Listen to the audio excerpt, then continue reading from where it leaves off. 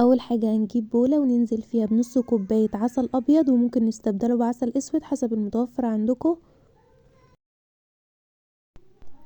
وبيضة،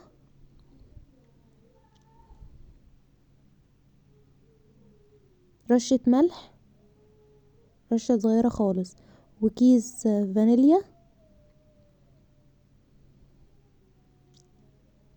ومعلقة صغيرة بيكنج باودر، معلقة صغيرة تكون مليانة.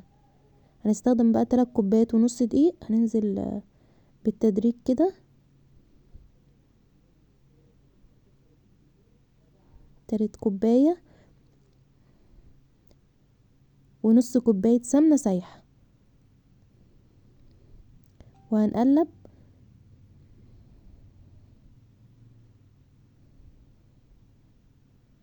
انا كده استخدمت 3 كوبايات دقيق، واخر نص كوباية بقى هننزلها ايه بالتدريج كده.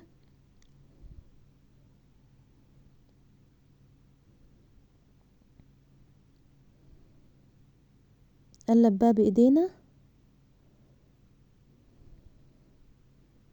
كده. استخدمت بالظبط 3 كوبايات ونص دقيق.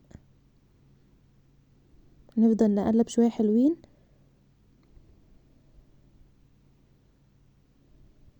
لحد ما العجينة تطرى خالص في ايدينا، ونلم كل الدقيق. بصوا بقى الطريقة ما شاء الله كانت حلوة قوي. نركنها بقى على جنب، ونجيب صينية بقى نحط فيها نقطة زيت. احط بقى ورق، ده ورق عادي من اي كراسة عادي، بيخليش ال- العجينة معانا تلزق. ممكن نستبدلها بقى بورق زبدة لو متوفر عندكم.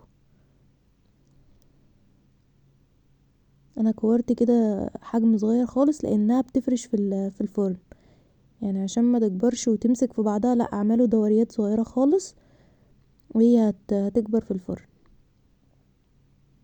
هعمل بقى كل الكمية كده بنفس الشكل.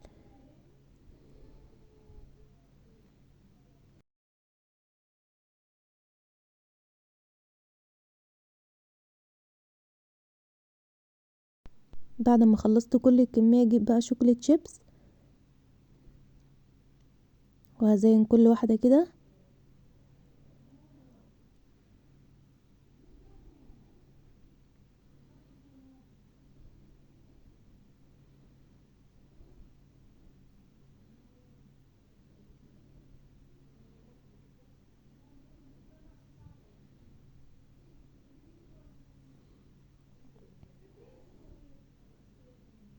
هجيب بقى تاني صينية،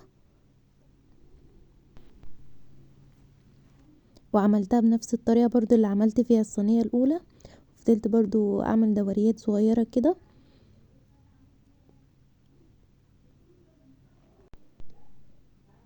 هنفضل بقى نطبطب عليها كده وننزلها في الشوكولاتة شيبس.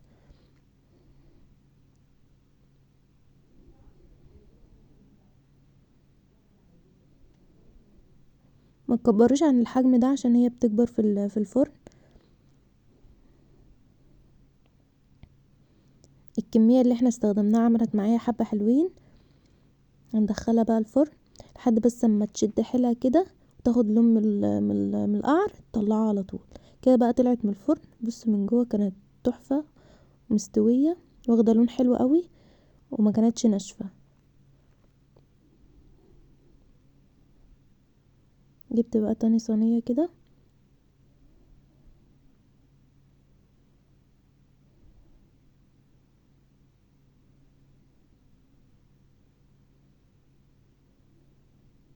هنرص بقى كل الكمية اللي معانا.